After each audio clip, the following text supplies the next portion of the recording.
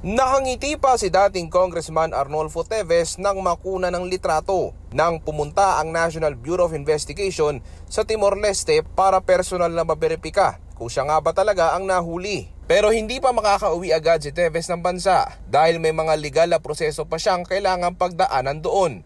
May court process dyan, ang pagkakaintindi namin doon sa kanila. A minimum of 7 days to maximum of 40 days mariresolve yan. Sa atin naman, ang position natin doon ay may cancellation of passport. So kami naman ay nag-aanda in the event na pahintulutan nilang kunin natin si Congressman Teves doon.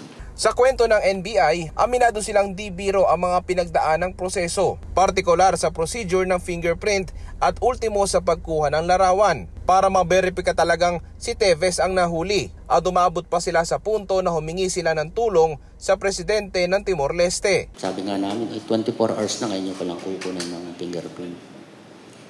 Hanggang sa pumayag si Congressman Teves, tinanggal na niya yung kanyang...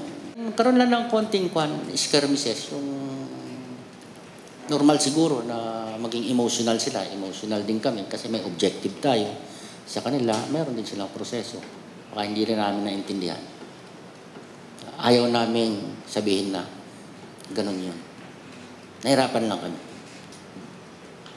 Pero mabilis ang kanilang cooperation naman.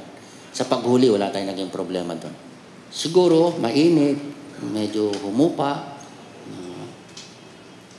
nagkaroon ng pagkakataon, nagkaroon ng lal. Sa ngayon, binabantayan pa ng NBI ang mga gagawing proseso ng Timor-Leste. Daniel Manalastas para sa Pambansang TV sa Bagong Pilipinas.